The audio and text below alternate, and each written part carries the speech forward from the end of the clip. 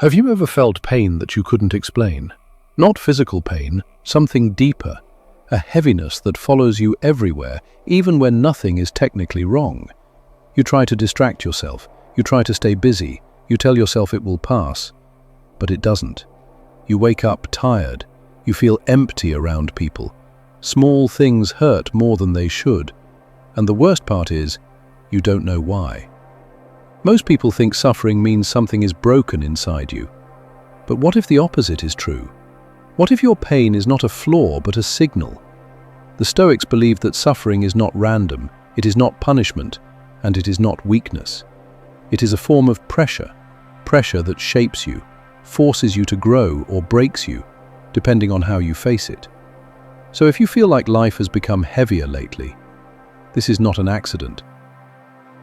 Much of your suffering comes from a silent war against reality. You want things to go your way. You want people to understand you, respect you, stay with you. You want certainty about the future and relief from the past. But life does not obey personal desires. It moves according to forces far beyond any individual. When reality refuses to match the image in your mind, tension appears. Not because the situation is unbearable, but because you resist it. The Stoic philosopher Epictetus warned that some things are within our control and some are not, and wisdom lies in knowing the difference. Yet most people spend their lives trying to control what was never theirs to command. Other people's opinions, unpredictable events, time itself. You replay conversations hoping to change what has already happened. You imagine future scenarios hoping to prevent pain before it arrives. You monitor how others perceive you, as if approval could guarantee safety. But none of this grants control. It only feeds anxiety. Imagine trying to stop the wind with your hands. The harder you push, the more exhausted you become, while the wind continues unaffected. This is what resisting reality feels like. External events remain the same, but your inner state deteriorates. People often believe that suffering comes from what happens to them. Yet two individuals can face the same hardship and experience it differently. One collapses under the weight of injustice, asking why life is unfair. The other accepts that fairness was never promised and focuses on what can still be done. The difference is not in circumstances, but in perception of control. Marcus Aurelius wrote that you have power over your mind, not outside events. And once you realize this, strength becomes possible. When you stop demanding control over the uncontrollable, something shifts. Energy that was wasted on resistance becomes available for action. You may not control whether people leave, but you control how you rebuild. You may not control failure, but you control persistence. You may not control chaos, but you control composure. True stability does not come from shaping the world into something predictable. It comes from becoming the kind of person who does not require predictability to remain steady. This does not mean passivity or indifference. It means directing effort where it actually matters: your choices, your character, your response. The paradox is that by surrendering the illusion of total control, you gain real control over the only domain that was ever yours, yourself. Most suffering begins when you demand certainty from an uncertain world. Peace begins when you accept that uncertainty is part of being alive.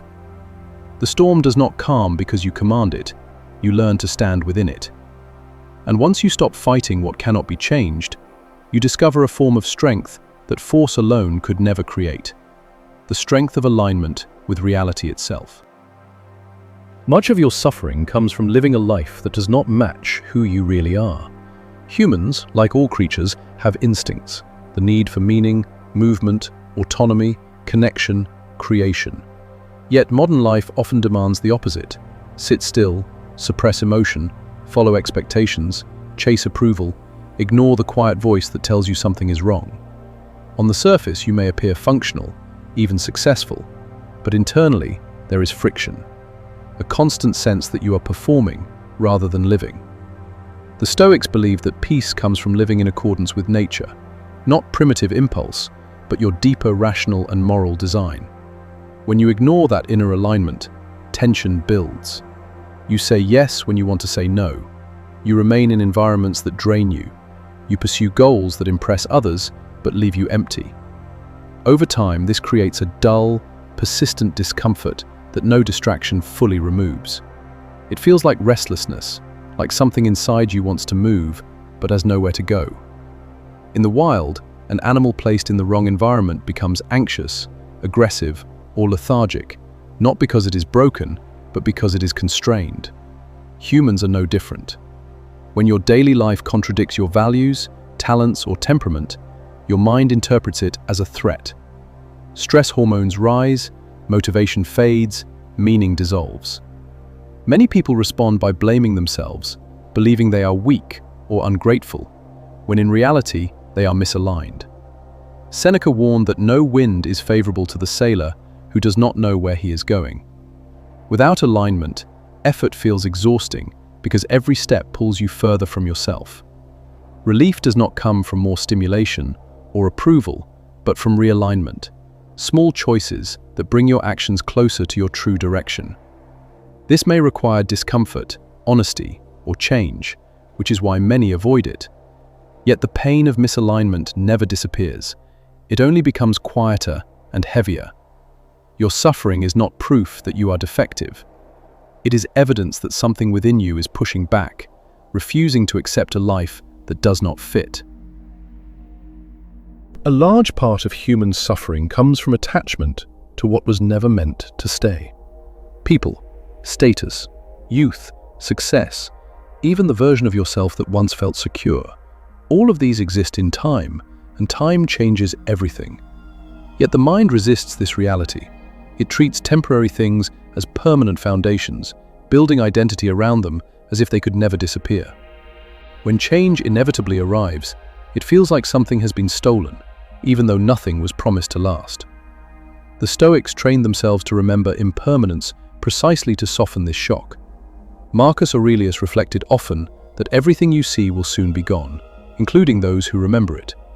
This was not pessimism, but preparation. If you expect permanence, loss feels like injustice. If you expect change, loss feels like transition. Imagine holding water in your hands. The tighter you grip, the faster it slips away. Attachment works the same way. The more desperately you cling to a person, role, or outcome, the more fragile your stability becomes, because it depends on something outside your control. When that external support shifts, your inner world collapses with it. This is why success can bring anxiety instead of peace. You fear losing it. Relationships can bring tension instead of comfort. You fear abandonment. Even happy moments can feel bittersweet because part of you knows they will end. The Stoic response is not indifference, but appreciation without possession. To value what you have, while understanding it does not belong to you forever. Paradoxically, this makes joy deeper and loss more bearable. You stop trying to freeze time and start participating in it. Suffering decreases not because nothing changes, but because you no longer demand that it shouldn't. Your pain is not proof that you loved too much. It is proof that you expected permanence in a world defined by motion. Once you accept that everything flows, you stop drowning when the current shifts. You learn to move with it.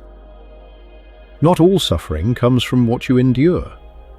Much of it comes from what you refuse to face. Humans instinctively avoid discomfort. Difficult conversations, painful decisions, endings, responsibility, uncertainty. In the short term, this avoidance feels like relief, but over time, it creates a heavier, more persistent form of suffering. Problems left unresolved do not disappear. They remain in the background, draining energy and attention. You know something is wrong, yet you postpone action because action would hurt. The Stoics believe that voluntary courage reduces involuntary pain. Face what must be faced, and the mind stabilizes. Avoid it, and anxiety multiplies. Imagine carrying a heavy object that you never put down. At first it is manageable, then exhausting, then unbearable. Yet you continue holding it, because dropping it would require effort or change. Many people live this way, staying in situations that suffocate them, tolerating disrespect, suppressing truth, postponing necessary endings. They hope time will solve what only decision can resolve. but time often deepens the entanglement. Fear of temporary pain traps them in permanent discomfort. Seneca observed that we suffer more in imagination than in reality. The anticipated pain of confrontation, loss, or change often feels worse than the event itself, so the mind keeps delaying it. Meanwhile, tension builds, sleep worsens, motivation declines, and life feels heavier without an obvious cause. The pain you avoid does not vanish. It transforms into restlessness, irritability, numbness, or quiet despair. True relief comes not from escaping discomfort, but from moving through it.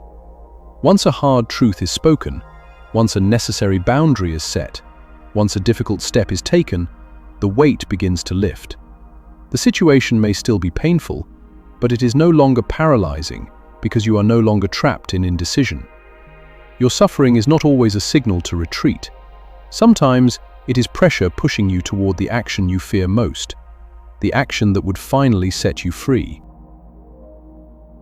Sometimes suffering is not a sign that something is wrong, but that something is changing.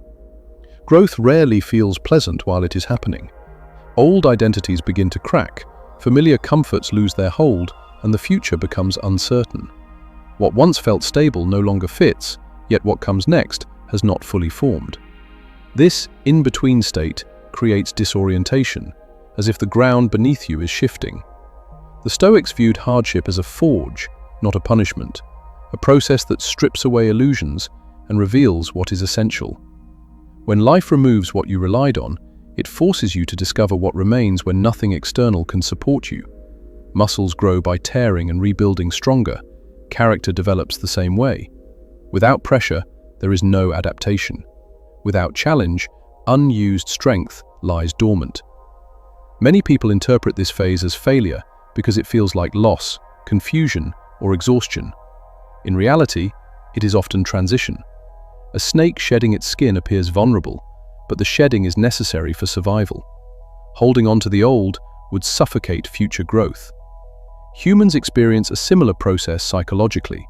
Beliefs, roles, relationships, and ambitions that once defined you may begin to dissolve, not because they were meaningless, but because they have served their purpose. Resistance prolongs the discomfort. Acceptance accelerates transformation. Marcus Aurelius reminded himself that what stands in the way becomes the way. Obstacles are not separate from progress, but part of it. When pressure increases, it may be because life is demanding a stronger version of you. Not everyone answers that call. Some retreat into bitterness or numbness, preferring familiar pain to uncertain change. Others endure the instability, trusting that clarity will return once the transition completes. Your suffering may not be trying to break you, it may be trying to reshape you into someone who can carry more responsibility, more awareness, more strength. The process is uncomfortable, precisely because the old self cannot survive intact. But on the other side of that discomfort is expansion. Not the loud, dramatic kind, but a quiet solidity, the sense that you have been tested and did not collapse. When the storm passes, you realize you are no longer the person who feared it, you are the one who walked through it. And that is why suffering often precedes growth. Not to destroy you, but to prepare you for a life that your previous self would not have been strong enough to live.